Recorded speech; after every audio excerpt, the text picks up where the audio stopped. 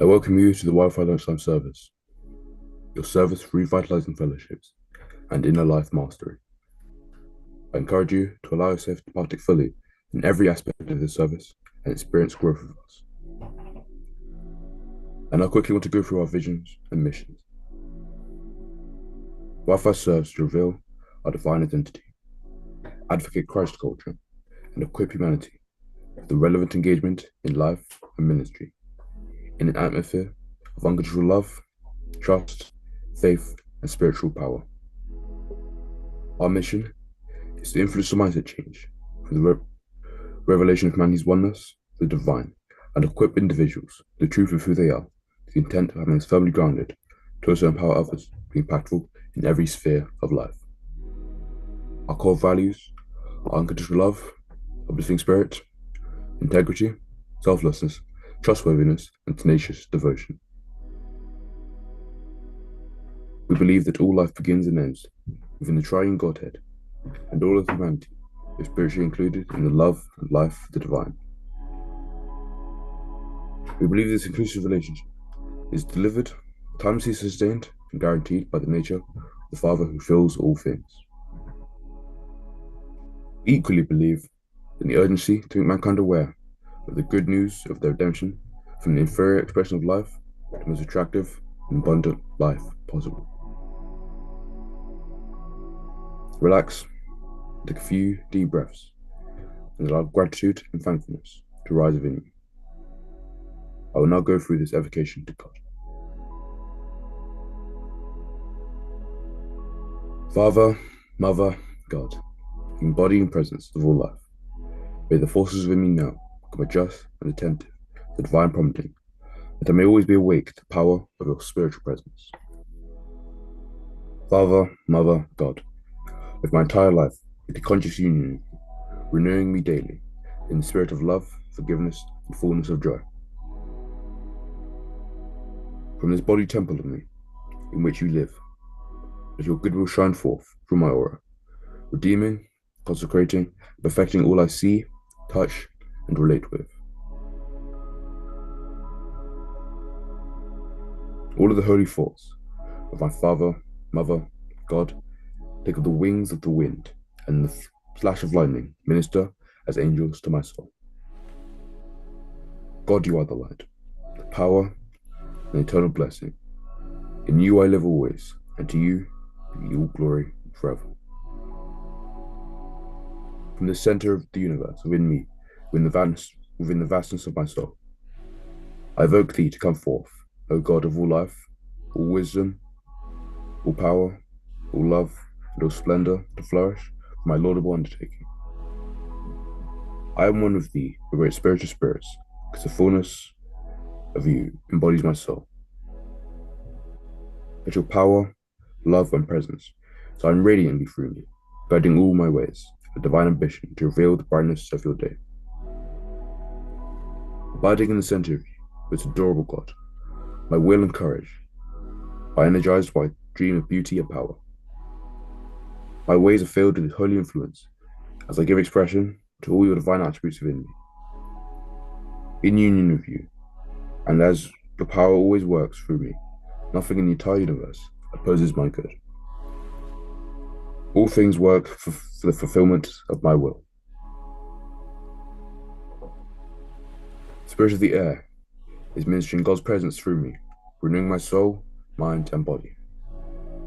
The spirit of fire is ministering God's transforming and transmutating grace through me, making me bright, and I absorb holy learning from pain. The spirit of the water is ministering God's restoring grace through my life, and I am ever purified and reborn with the fullness of the God presence. The spirit of the earth is ministering God's stabilizing love in my soul. In the fullness of my Godhead, and radiantly perfect in the midst of the element, I successfully create my will to the glory of God. O God, the flame, your love and wisdom purifies my mind and will. And you have become the health of my soul, mind, and body. All of life is assembled working for my highest good, and my life is becoming the never-ending ever revealing glory of your presence. I take authority over my life and bless every condition I go through to reveal greater good in my life. To you, their Father, Mother, God, the most holy, who is the vastness of my soul, be all praise and glory throughout the ages. To your name be the might and power without end. Amen and amen.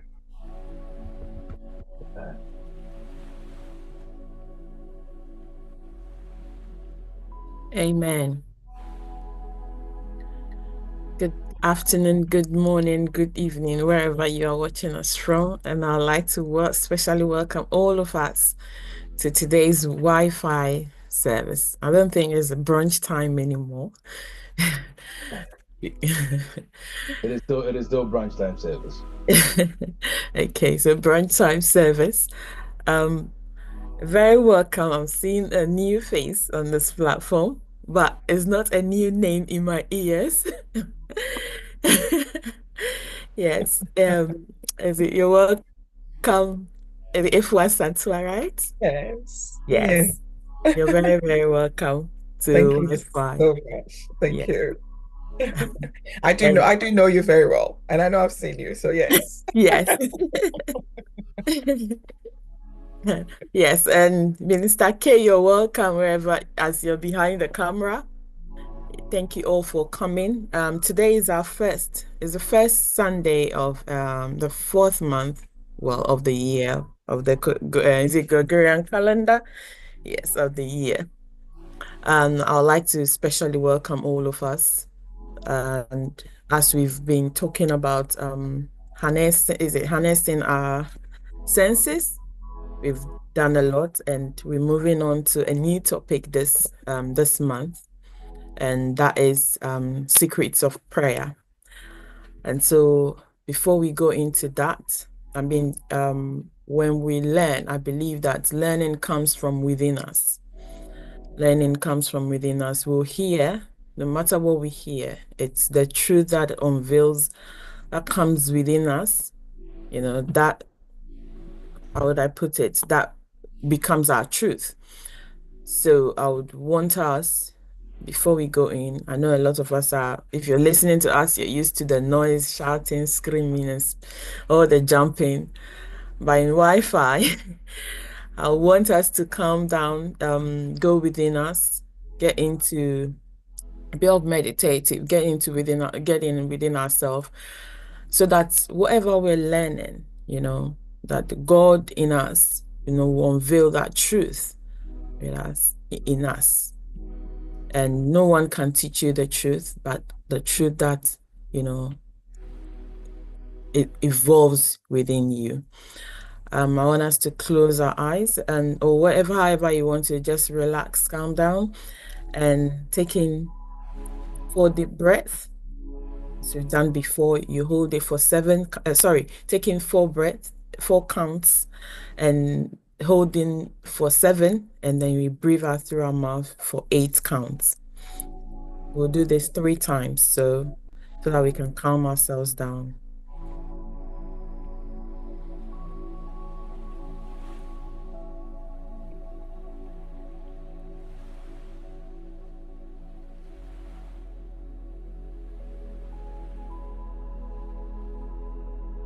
Taking the second breath.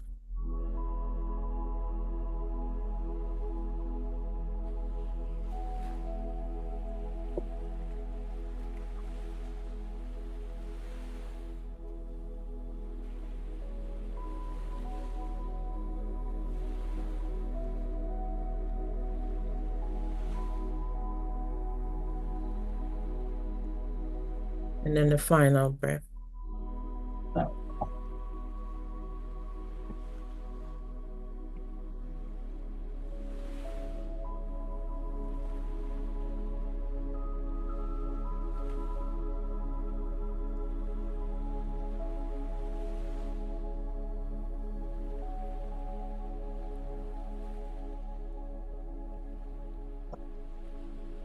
Thank you.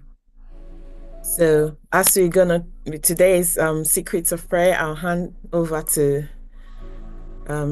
Reverend Opondrie to take over. Since when did you start calling me Reverend Pondria? So what should I call you? Mystic Opondrie? What should I call you? I should call you Ongi Pongi. Pongi Pongi will do. Right. Thank you. And it's a blessing to be with us in this shape, in this form, in this manner. And as I always say, it's taken over 13.8 billion years for this moment to happen the way it's happening. And we've got no cause to despise it. Absolutely no reason to despise it. We have got Relentless Rhythms coming up in 2 weeks. I'm so excited about it. And in leading up to that, we this man taking or looking at prayer. And as a custom of this house is with a very first session of each topic, we break the ice into it. And we pick thoughts on a subject, and then subsequent sessions we go deeper into it. So today is an intro. Just say here's a prayer. And it really warms my heart to have my sweetest heart on with us as well today. If it wasn't to I would have heard the. Okay, I'll leave it there. I'll leave it there. Yeah, it's such a blessing to have you here as well. Yeah, God, I'm grateful to Providence for making it possible for us to share space with you. Thank you to you and your wife. I always tell you you've got a beautiful wife, so thank you both for having me. Yeah, cheers. Right. So we are going to go into the meat of it today. When we talk about prayer, what comes to our mind? It's something that we believe we know, something that we believe we do, particularly from the cultures that, from the culture, from the background that most of us have come from. We get taught it as they call it, as children. It's drummed into our ears. We are forced to pray when we eat. We're forced to pray when we wake up. We're forced to pray when we sleep. We taught the Lord's Prayer mandatory, to learn to recite it without even understanding what it means. So we leave brief prayer. And as we know, we pick subjects up, or we pick topics up. The intent is not to exhaustively deal with them. We go as far as we believe is right to take it for this time, because we always come back. We treat the same things over and over again over the years anyway. And every time topics that we've treated before, we pick it up, and there's always something new, because they are new every morning, and the greatest is faithfulness. So when we say prayer, what comes to our minds? What comes to our minds? When we hear prayer, what comes to our mind? There aren't right or wrong answers, as we know. I don't know who wants to start us off.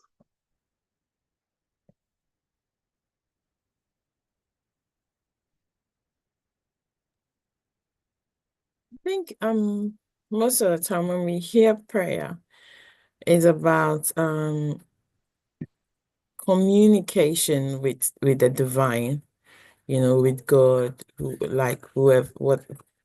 It doesn't matter what you believe in, but it's always about communication with the divine.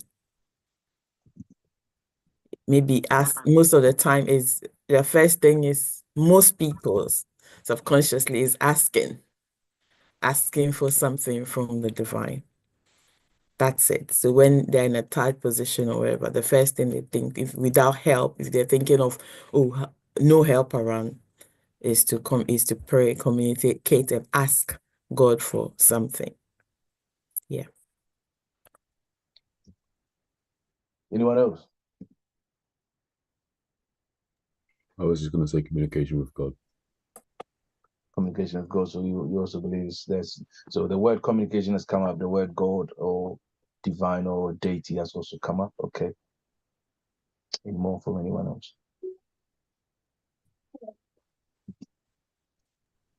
I think it's all been said.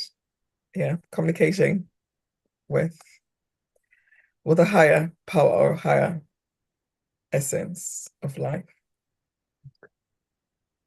Thank you. Is prayer necessary? Is it required? Is it required? Is it important? Required. I don't know if it's but is it necessary? If you believe in it, yes, it is. Because it's not, yeah, it is. It is not requirement is like someone is demanding of you. But if it's necessary for me as an individual, I think yes, it is. For Any me other thoughts? to communicate with the divine, yes. Okay. Any other thoughts? Yeah, what is it required? No. Is it required? I think prayer, if it depends on how one looks at prayer. If we look at it as if it's something that is lifting us to experience what is already happening, which is the truth about life, that your prayer only lifts you to experience what is already happening, not so you harness your mind, feeling, body to experience the already good of life. Our prayers have never changed God, or it's never going to change God. So is it required? Yes, I think I don't want to agree that it's required, but I think it's essential that we raise our vibrations through prayer to experience the already good of life. That's what I would say. Okay. Thank you. And I like that. I like what you both said. So if someone is in a space where they believe they have no blockers, their vibration, their appreciation, their connection with light source or light essence or light principle is unbroken. Pastor K, are you talking? Yeah, I was going, but just finish what you're saying, then I'll come in. Okay. So if one is at a place where they believe that their connection with light source or light principle with divine embodiment is unbroken and unobstructed, do they need to pray?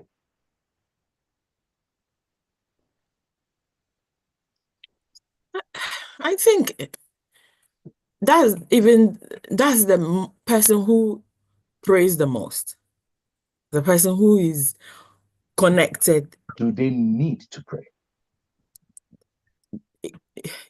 We already established that is there a need? I don't believe the word need, like you need something, wanting Okay, something, so because you're already in it. Let me try bring it home. Mhm. Do we need to breathe? Yes, So breathing is a necessity, isn't it? yes, Isn't it? yes. Exactly. So that gives you an idea of what the need is. So let's put that in the context of praying. So the one who has a full realization and appreciation of their oneness with life principle, do they have need of prayers? Good. So if you say it that way, then you've separated that person who like the person you're describing, you've separated them from the prayer from prayer in the first place, being in it and being embodied, being where they are is because they are infused or merged one with even that prayer. I don't know if you are making sense, because it's not then it becomes, I get what you're saying now. So then it becomes like, to me, you can't even get there without, it's just one. You can't separate it. That's it. So unless you're separating, you're saying prayer is, oh, I need to carry my bag, go somewhere under one corner, under one bed, and pray till next. It's not. It's not it. So even for that person being there, is the person is like breath is prayer. That's my thought anyway. So That's okay. Good morning, everyone. Beautiful subject. You know, the subject of prayer is one topic that anytime we talk about it here, it's beautiful. It's a beautiful topic. It's one area that we cannot overemphasize on that. You said it earlier on. We've talked about it in previous sessions in the past. We're talking about it today, and this will not be the end of it.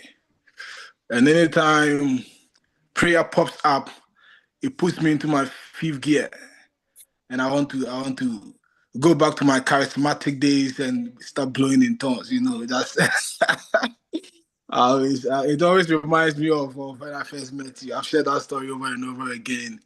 But before I say anything about prayer, I want to just take the next 30 seconds to appreciate Sister Efia Santua. I was just saying to myself that I have missed my opportunity to share the screen with her. I knew she was coming, and unfortunately for me, some things have not permitted me to be on screen. Forgive me, Mom. Oh, Forgive me. okay. I was so excited. I was just looking forward to share the screen with you. I said to Rev that, "Are you really coming?" He said, "Yeah, you are." He said, "You are coming." I said, "Well, then we are just waiting for you. We're waiting for you." And then Thank you. unfortunately, some Thank you things so came much. up, and I've not been able to show my face. But I know this is not the last time you will come again and again. So I've not lost a lot. Not at all. You Thank are you. warmly welcome. We Thank you so appreciate you, much. and we are glad that you are here with us. So talking about prayer, Rev, prayer. You know, I always want to play the devil's advocate a bit because of where we come from to bring people's attention to what we are talking about and where we are going with this. And as far as I'm aware, and where we have been brought up from, or what we have learned in the past, my old self, we have known prayer to be going to ask God about something. It wasn't a matter of receiving or waiting to hear or knowing that something is already there. All that we're talking about now is something that we have come to believe on, we have come to be awakened to. But when I was a bit naive and unschooled, if you know me, I was a prayer man, I was a prayer secretary, I was a prayer man. When we talk about prayer, if I don't pray, if I pray less than 1 hour, I haven't prayed. So I go there, I go into the room and labor, and then, you know, my message will be sat down until I finish praying because I'll be disturbing her.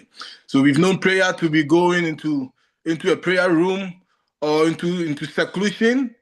You don't want any disturbance, and then pouring out all that you want God to do for you, pouring out on Him, and then we go back home and then waiting for a miracle to happen. That is what we have known prayer to be. You did ask if prayer is necessary. From where I come from, prayer is necessary. If you don't pray, nothing will happen. If you don't pray, God will not do anything. I understand we have come to believe that you don't have to pray for God to do anything. We have come to believe that prayer only brings us to that understanding of what God has already done so that we'll be able to receive. It's a means for us to be able to catch up with what God has already done, or what God is doing, you know, what God keeps doing. But where we come from, we have known that prayer is the key. Prayer is the key. Prayer is the key. So we have known that prayer is the key. And we have come up with terms and phrases like pray until something happens. So if you don't pray, nothing will happen. And I think that has also been one of the downfalls of the hemisphere that I come from. I don't want to say the hemisphere. So we are waiting for if you don't pray, something will not happen. Whilst other hemisphere, people are doing something before they even pray. Something's are happening before they even pray. So I'm only saying this because this is an icebreaker the subject of prayer is one thing that I believe, in my opinion, we need to keep talking about every day, every Sunday, every time that we meet, for us to be able to catch up with what is available to us. So prayer is a means of just, for me, catching up what is available to us. As to whether it is good for us to pray or not, we are awaiting your teachings and Sister Fua's teachings as well to awaken us to something that we are always saying that there are a lot that I don't know. So when I get the opportunity to sit under you and Sister Fia Santua, I'm keen to learn. So go on, Rev. Thank you. See how we beat ourselves up sometimes over the years. You pray and you pray amiss, we are told. So the majority of us, we invest time in the space called prayer with no surety of even answers. If you're lucky, sometimes we get semblances of results that makes us feel like, oh, we've cracked the formula for answered prayer. And the rest of the time, we see nothing. Nothing happens. But the bulk of the time, nothing happens. Or the things that we supposedly are desiring, we don't get to see the manifestations of them in our times of prayer. And the subject of prayer is one that has tripped a lot of people, in my opinion. The faith of many people have waxed cold because they feel that prayers don't work. They feel neglected. Why did we pray for this brother, this sister, and yet they died? Why have I been struggling why have I been struggling with this situation for so long and it appears not to go away? It doesn't change. Has God abandoned me? Has God forsaken me? Does God hear at all?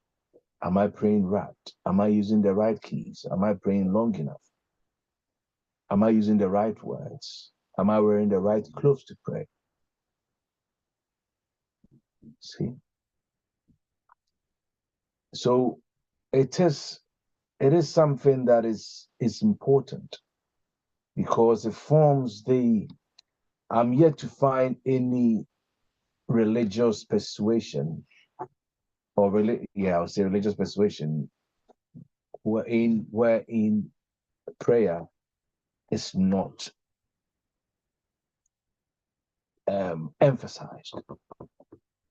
So all religions agree on this one thing. You take us to what made me ask the question that I asked earlier.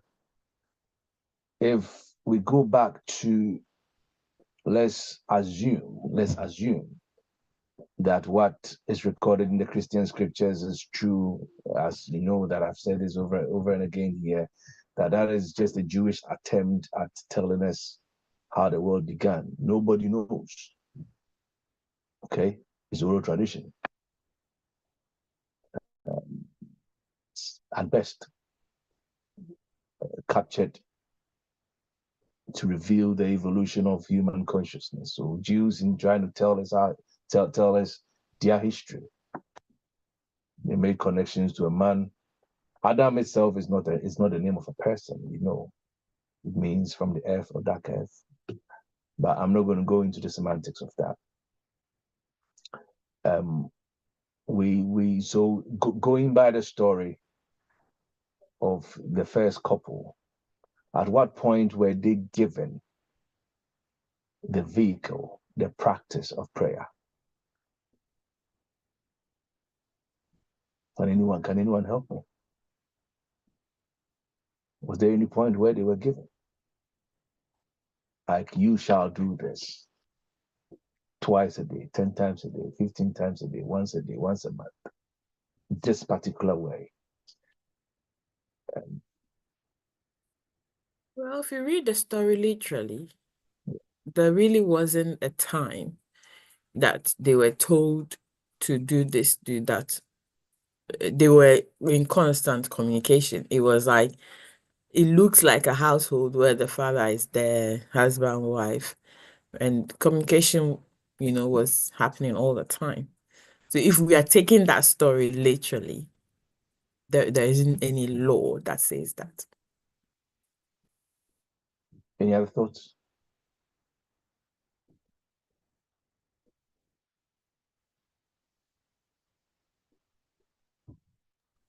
Can you repeat the question, Still please? looking at the Adam and Eve one. Oh, sorry, someone else talking. Sorry. That's all right. Go for it, Jay. Can you repeat what you said, please? Can I repeat what I said? Yeah. Can Mom repeat it for you? No, can you? Yeah. The question. What are you asking me about? So I was asking if that we have any record of any time in the Adam and Eve story where they were given a prayer assignment or they were told to pray. That's what I'm asking. Do you know? If you know, you can tell me. You are the scientist. Science. There's a Bible in science. I can't remember. I don't know if there is any. You don't know if there's any. Okay. Fair enough. Lady, you're talking. You're muted. Answered. I was just going to, and our mind just had they've all answered it. There was never a time that Adam and Eve ever had or were giving any instructions, not that I know from the biblical point, to pray or ask to do anything to connect them to what was already there. So yes. Okay. And I agree. There's no there wasn't even anything like worship from the story. It's nothing like that. All of that came as a result of, in the day you shall eat of the fruit, you shall surely die. In the day you shall begin to think of this is right, this is wrong. In the day you will flirt with dual modes. You are fooked, you are snooked. And then that is the beginning of all things. Do this, don't do that. This is right, this is wrong. Opens us up, or it opened us up to now needing to put in place certain things for us to connect. Paul makes us understand very beautifully that the disconnect was never from source. The disconnect was never from Father, Mother, God. The disconnect is only in the conscience of man. The enmity was never from source. It was only in the mind of the inferior man. That's what our vision is. To appraise us from an inferior expression of life to higher consciousness. So, if anything at all, prayer is an instrument for us to get that appraisal, for to allow us to facilitate that uplifting and that raising in consciousness. That's all. And we establish, if for God to be God, he must be all powerful. He must be all knowing. He must be everywhere. He must see all things. And he must be immutable. If any of these elements are missing, then the entity or the being or the essence we call God can't be God.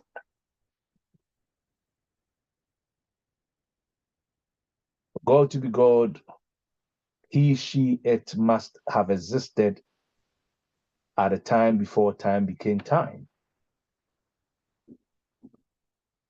He, she, it must have existed at a time before awareness became awareness.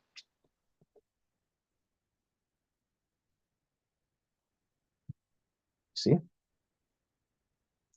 There's a book that I love by Neil Douglas Claus. I've taught from this book in the past. the title is I'll share the PDF at some point again for the benefit of us. The title is Prayers of the Cosmos. Powerful book. It changed me.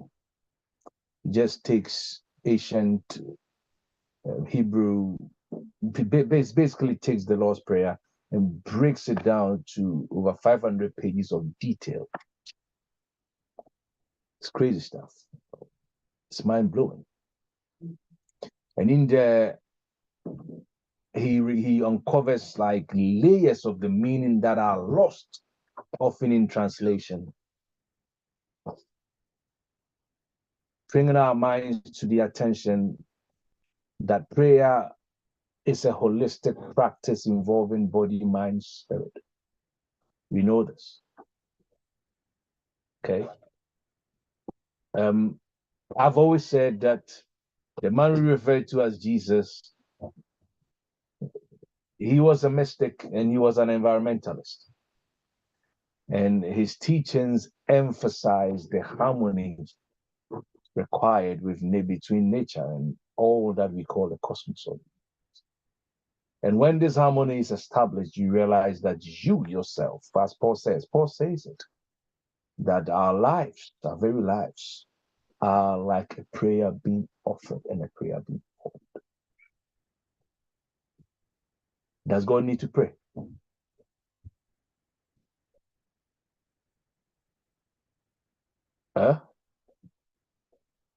Let's answer this question confidently. The being, the idea we call God, or we refer to whatever you believe to be God, does it need prayer? Does it need to pray? If it's immutable, it can't change. Our prayers, as you said, can't change God.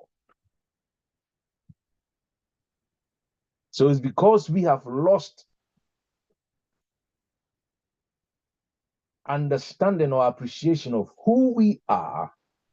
That is where all the confusion about prayer emerge.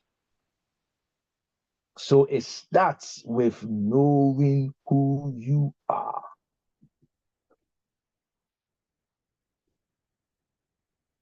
Knowing who you are.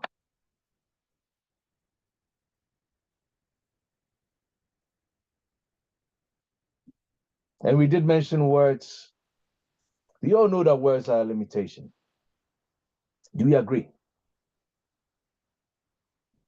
They are a limitation. The moment we introduce words, we introduce form. I was having this chat with Emma yesterday about the fact that the human brain doesn't think and doesn't process in words. It processes images, imagination. So if I tell you cow right now, you are not going to spell C-O-W in your mind. A picture will hit you. So spirit precedes word.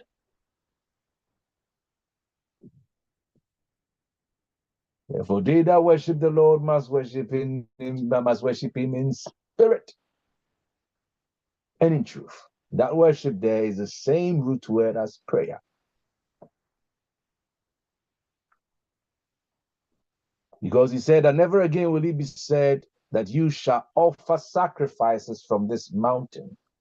But the time is coming, and now is, that they that worship the Father will worship him. They will offer sacrifice. They will do their prayer in spirit and in truth, for the Father seeks such. Recorded in Matthew. Spirit. So over the course of this topic, we will explore types of prayer, if you want to call it. Spiritual independence, for instance. We will look at that.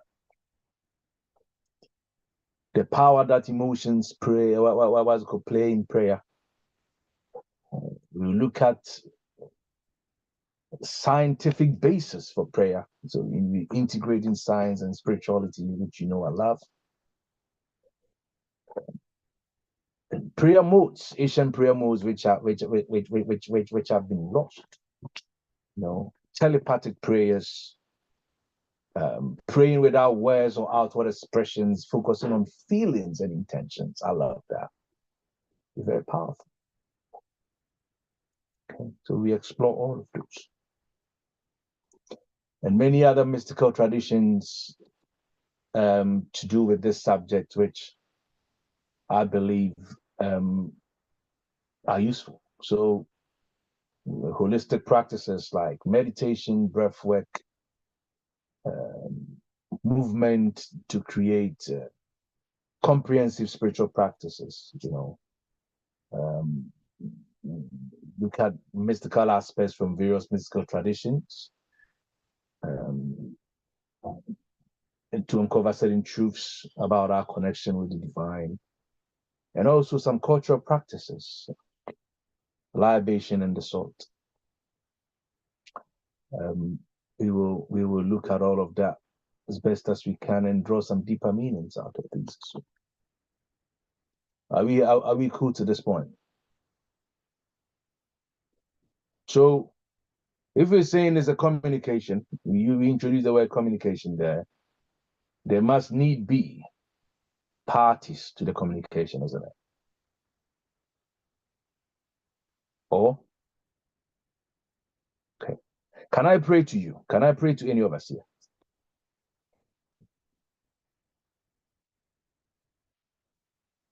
It's not a trick question. Because the way your move of your eyes are rolling is making me think, okay, you're trying to, oh, is it a trick question? Oh, yeah. I think yes. Hmm? I think yes. What do you think, Emma?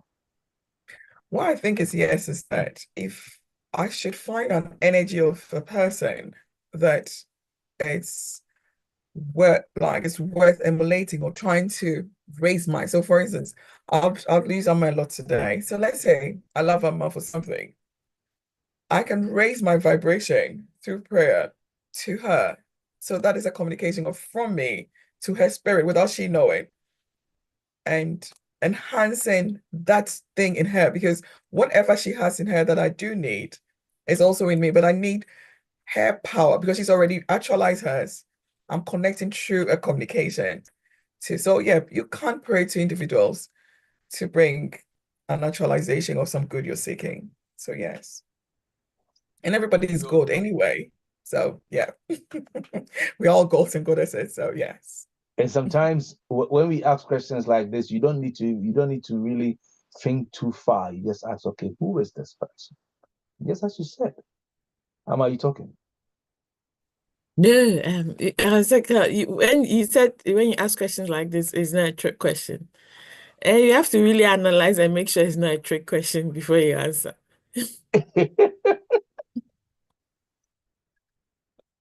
Yeah. I agree with you, Sof Mami. You know, Sofo is a mischief man. So when he asks questions, you need to think about it because he will warn you before you even answer the question, which is good. But I always answer my question from a perspective where we came from before, so that those people who are not in the fold of what we believe or what we have come to believe, they can gradually understand what we're talking about. So obviously, if you ask, can you pray to me? Where we come from, I can't answer your prayer. I'm not God. You need to pray to God because you are praying to God to do something for you. Man is not God. You don't rely on man because we all these things. You can't rely on man. You can't put your trust in man. So if you are praying to me, it means you are offending God. So you can't pray to me. You have to pray to God upstairs. That's what I think. No, I totally agree with you, Pastor K. If I can come in here, is that okay to come in? That's okay. I totally agree with you. So, from where we come from, definitely we all seen as humans, and yes, and by the things we do, so it's like you don't find the purity of God in each other. Hence, why we feel that I can't. I mean, that's how we've been brought up to know, and right from birth. And sometimes we use some of the Bible quotes. In sin did my mother conceive me. David said that most of us are living in that consciousness of, in sin did my mom conceive me, or from Adam, Adamic sin, we're all in that. So like you're saying, slowly with our people, we need to come to that place of saying, whatever began life, it's where we have to look at it from. Where have we begun this? With God. So whatever has come out of it must be coming from this thing. And if we, I don't like using the word humans again. I think we are spirit beings. So if we spirit beings, called humans, are here and we have sort of disconnected. We've made the disconnection. No one has made the disconnection. It's a choice to disconnect or not to disconnect. I think it's a choice, but it doesn't look like it's a choice to. So it makes it very complicated in the other world. But what I wanted to say is, if we can see ourselves that we've all come from one source, God, then I can see you as an expression of God. I'm not praying to you. I'm praying to what I see as here. What am I seeing? God. I look into your face and I see the face of God. I'm not seeing the face of Pastor K. There's a God essence here that you're revealing, and that God essence that I'm seeing is what I'm tapping into. So it's not what the world would call, oh, Pastor K is this, or Asantua is, she's always frowning her face, but it's not that physical thing. It's that spirit that is, animating me that you are connecting to, or yeah, we should connect to. And I think that stems also from even our concept of God, that being out there where we are kneeling down, we have to beg and, be sober, be right, do the right things before whatever we ask can be done for us. So if a person knows this almighty being there, we obviously look at it that, hey, you are human like me. Who are you? Why should I, why am I praying to you? Why would you be the one to answer my prayers? So I get where Pastor K is coming from, and I mean that's the perfect answer for those who do not understand it that way from you. Thank you. Thank you. And the truth is this, to just pick on the example that you made there, we claim that he's our father, supposedly, or mother, for those of us who have that persuasion as well. And that you've committed a sin, or there's a sin in your life as a result of that, he is of purer eyes than to behold iniquity.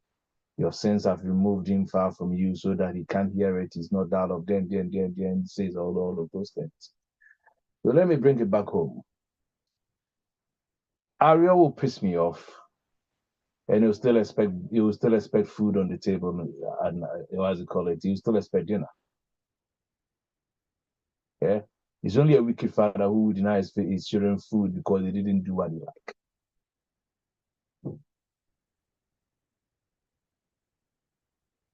Yeah, he didn't turn up with the right results, so I'm not buying you a Christmas present. That father suffers from schizophrenia. He's sick. Any kind parent wouldn't behave like that. Sometimes we present God in a way that makes him worse than man. See? But here he works in the prison service and he knows that the essence of the facility is to correct people. And if they demonstrate that they are fit to be reintegrated in the system, giving paroles, sentences are cut short. It's all about reformation. But apparently this God who is all loving, who is all kind, he's waiting to burn all his children who don't listen to him, because you've gone to look at one woman's buttocks, you've gone to steal some money from someone who didn't belong to you. You committed an error in a space of 5 minutes, and he's going to burn you for eternity. Oh gosh. Doesn't make any sense. So we live our lives with fear. My life is not going the way it is because I've sinned God in this manner. See? Jesus says something very powerful. I'm going to chop and change as we go in. If you bring in your offering, or a sacrifice, and there you remember that your brother has got aught against you. He didn't say, come cry to God and ask God for forgiveness. Go and make reparation with your brother and then bring the sacrifice. After that, make a prayer. Why should I go to God supposedly? Let's use the context of God here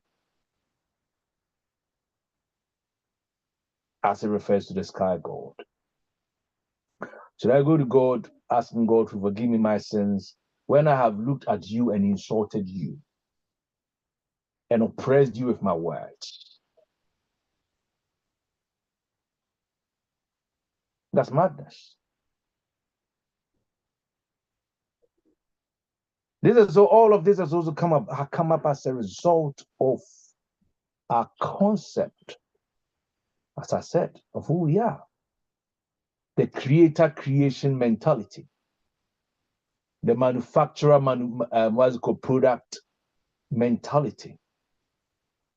We aren't products. We aren't creation. We are extensions of the creator. The individuations of the same divine essence. If you are in doubt, you realize that when you read Genesis chapter 1, you don't see any clay there. The dust of the earth only comes in Genesis chapter 2 when someone thought, oh, let me break this down in a way that will make people understand. I've shared it several times. The Genesis story, very simply, I even say humorously that someone was preaching at a marriage ceremony and he was just recounting that story and we picked it. How do we know?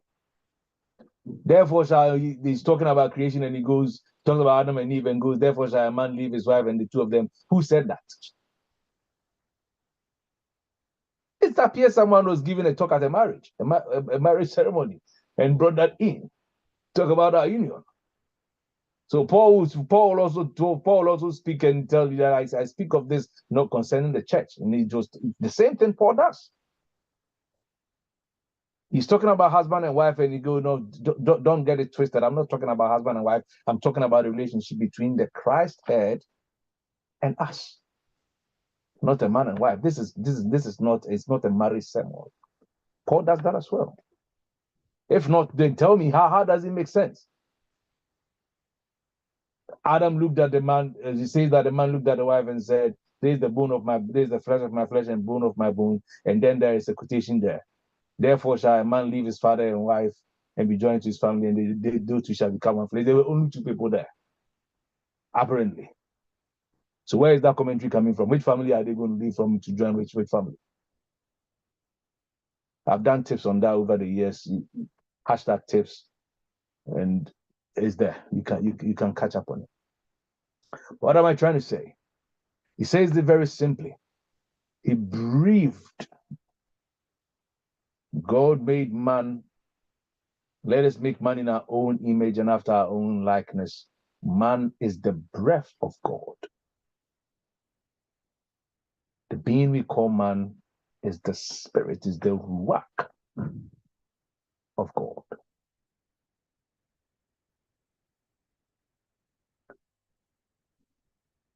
And that's something we need to understand. Once we understand that, we will have found a very solid foundation of prayer, where you will understand that your thoughts, your imaginations, is prayer.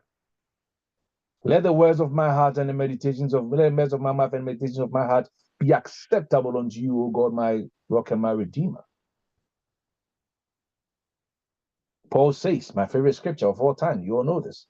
Ephesians 3:20, God is able to do exceeding abundantly above what we can ask or imagine, according to the power that is not according to the power that is not working in God, according to the power that is at work in me, in you. So I say confidently that all answers to prayer are generated from the inside of man. You are the answer to your prayer. In revealing himself to Moses, is recorded in Exodus chapter 3. God is recorded to have said, Moses says, when the people ask me who you are, who do I tell them that you are? And he says this. Ehe Asher Ehe, which has been translated, I am that I am. But I've taught this before. The real rendition, the true rendition is I am that I shall be, or I become as I am. Abracadabra.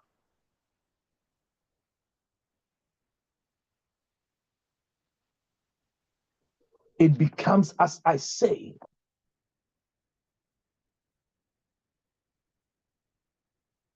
The isness of all that is, the becomingness of all that is, and the realisms and the reality of all that could ever be.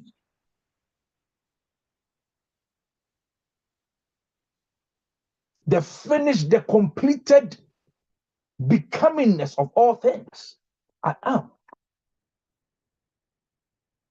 In Hebrews, it says again, he that comes to God must believe that I am.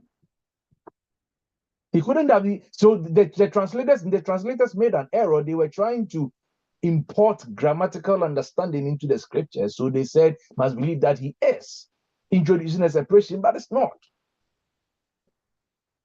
If you understand Bible language, you realize that what he's trying to say, he that comes to God, he that comes to the awareness of their godness must believe that they are becoming.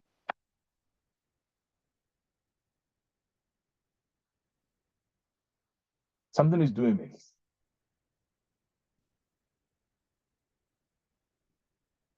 If that is that appears confusing, just think about it in this way. God is spirit, pure static energy that changes frequency to function as a whole, as the entire process of life. So water, subjected to a certain intensity of energy, becomes gas, becomes ice, becomes steam. Think of carbon in the same light. Under certain compressions, becomes coal, becomes diamond.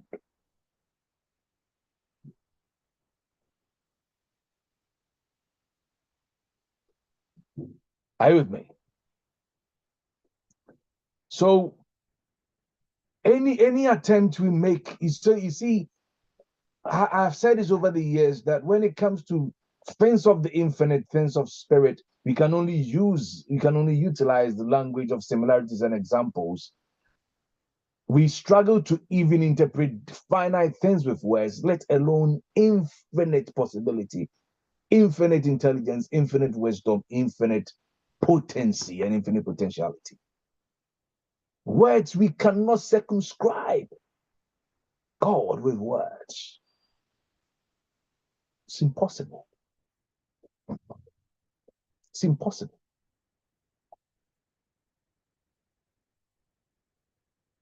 It places what we consider as deity beyond the conceptualization of humans.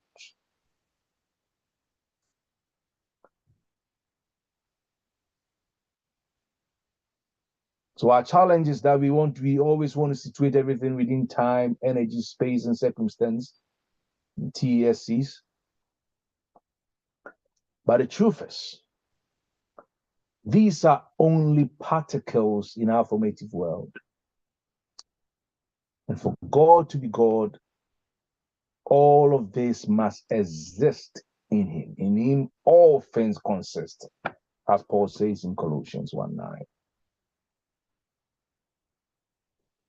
And in this becomingness, in this I amness, in this isness, I am who we are is established as an infinite revelation.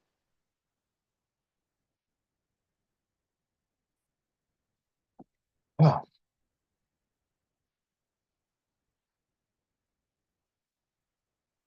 Ishmael said this once, and I loved it. I captured it. He said that God as time is eternity, God as energy is omnipotence. God as space is omnipresence. and God as circumstance is omniscient. I love it.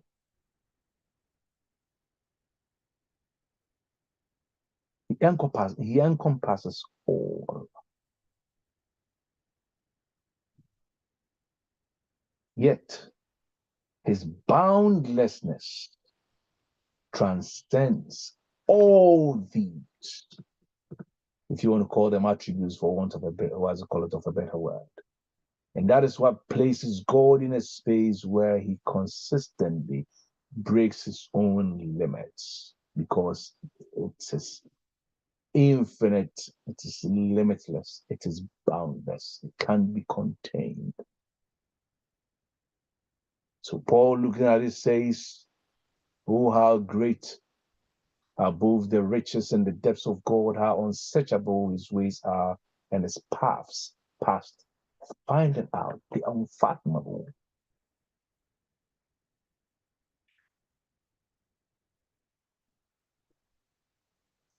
Are you with me? So I want us to brace ourselves up for this journey. I know, have we talked about enough? Can we all walk away from here remembering what we've shared about prayer?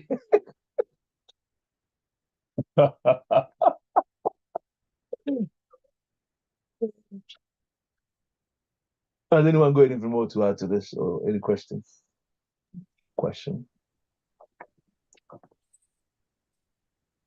Wow.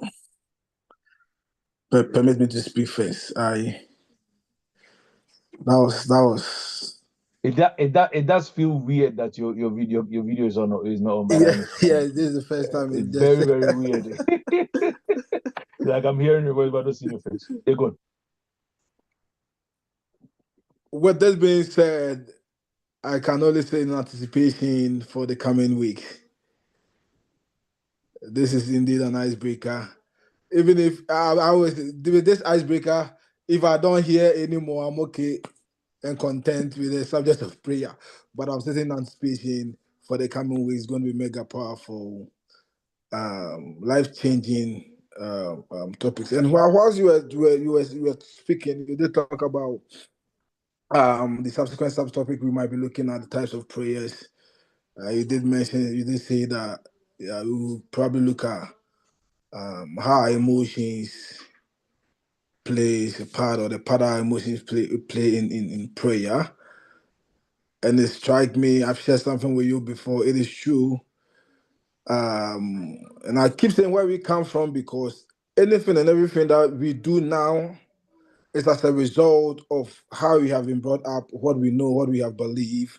So it's not, I mean, in a wrong way that I do say where we come from. We put too much emotions in prayer. I told you about a time that I spoke with Ken, and he said he went for, was it a party or a naming ceremony? And he said, "Oh, we thank God that it didn't rain." He said we were praying that it wouldn't rain. We thank God that it didn't rain. And I said to Master, now what are you in Swanto? Nyamia Danas in Swanto. And he said something to me. And he said, Master, hemisphere behind the prayer point. Where we are in Ghana, if it doesn't rain, we have to pray that you are doing program, it will rain. And I said, this country, if it's raining, it's not about prayer. They won't pray for the rain to stop. If it's raining, it's raining. They'll go with to their programs with umbrella. Have you seen somebody not going to work because it's snowing or it's raining? But Ghana, rain is an obstacle to many things. And so we will pray that it shouldn't rain. And so he's right when he talks about each hemisphere and their prayer point. Because where the hemisphere we come from, we put too much emotions. We put our poverty, our struggles, our lack of, whatever we have, stupidity, quote unquote, and I said stupidity in a nice way, in prayer. And I've said this before: we go for a job interview, or we go for a job, and we don't get it. Instead of going to equip ourselves with courses that will, make us get the job. We'll go and sit down and we'll pray. So we put emotions in prayers. And right last month, Sophomore said, because we have not really also understood God, or we don't know who God is, or what God is, or how God is, and we have only known God to be a deity sat somewhere, and then He's created us, and we have a middleman who we have to pray to carry our prayers and peradventure. If we are a bit good, and if we pray our right using the right words, our prayers will be answered. So the emotion part, I think, it is something that we need to address. It plays a key role in our prayer points. For those of us who have been through Sunday school, we've learned a lot about prayer. All that we know is you need to do something for something to happen. So I'm only saying is that I'm waiting in anticipation, availing myself for the coming weeks, and I'm believing, and for this one I'm praying for. That Sister Fia Santua will join us for us to finish this sessions. These prayer sessions, this one is my request to God. But powerfully said, Rev. Good icebreaker, and you have said it all. God bless you so much. Thank you. Ama, you were unmuted, weren't you? Just gonna say his prayer to God. When he said his request to God, I was gonna say it's his prayer to God. That's all. If right now, I'm going to use this case as an example. If Joshua needs money to go to the shop, will he go to pray? You don't give me some. You know where to go. He comes, can you get me £10? I need to go to the shop, and the £10 is available. He can, if he doesn't come to us, if he doesn't come to talk to me, he can stay in his room and pray for all he cares. No, but is that not? If we put it in the context of prayer, is that not prayer? I am chipping that in to align with what we're talking about. The fact that when I asked him, that he had prayed to me. You understand? I pray you give me a tenner.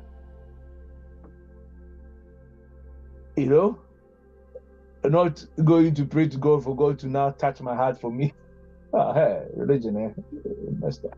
Anyway. What if the person's heart is a heart of stone? You know that you need to pray for the heart to be touched before you go and ask. Tap into the energies, as Antoine said that. Yes, I'm just playing the devil's I know. Massage their ego, massage their ego. What's it called? Massage their emotion through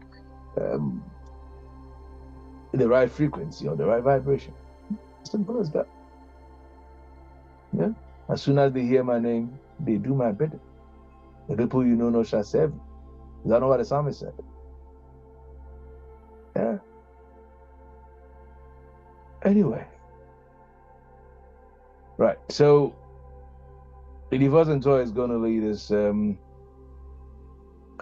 briefly. I know she's going to say I put her on the spot here, but yeah, I warned you. She will lead us in embodiment, in embodiment meditation, and disperse us with the benediction as well. Oh, what's the song? This Yes, one. This one. So what is that meditation or benediction? So embodiment meditation. Yeah. Oh, okay. Is that what you said? I missed that. Okay, embodiment meditation. Embodiment meditation, okay. And then you disperse us with a blessing. Yeah. Okay. I hope I don't know how you do yours. Yeah. We do it the same way you do it. No difference. Okay. Same way. Thank you. So we gently allow our eyes to close.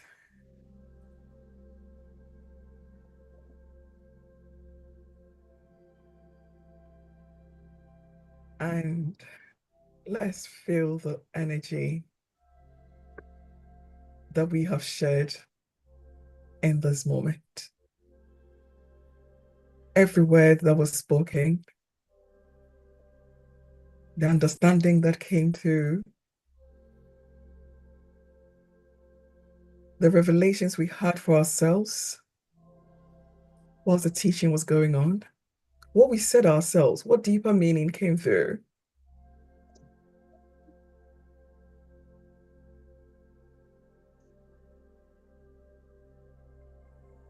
Let's experience this world of oneness, this world that our lives are the prayer that life prayed for.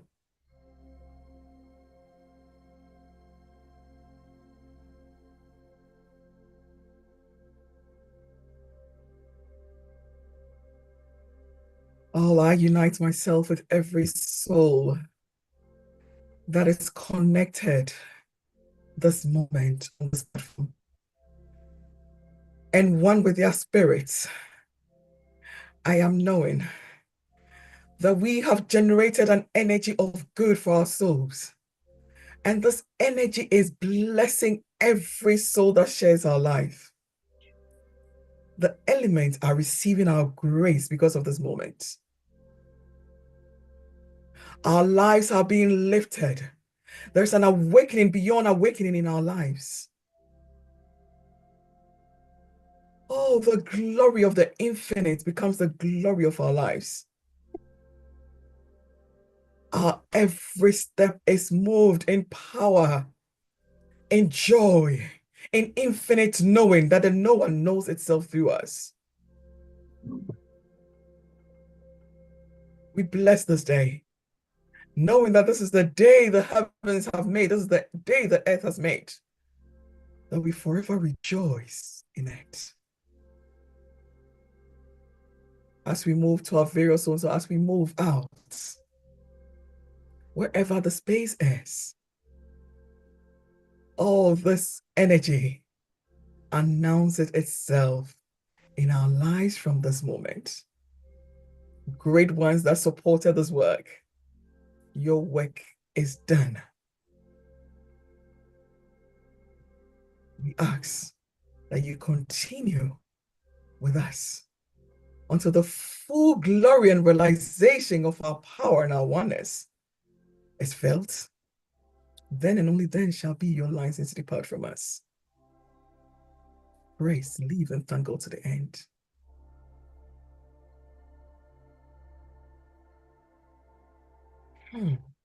It is done unto us, and so it is. Amen.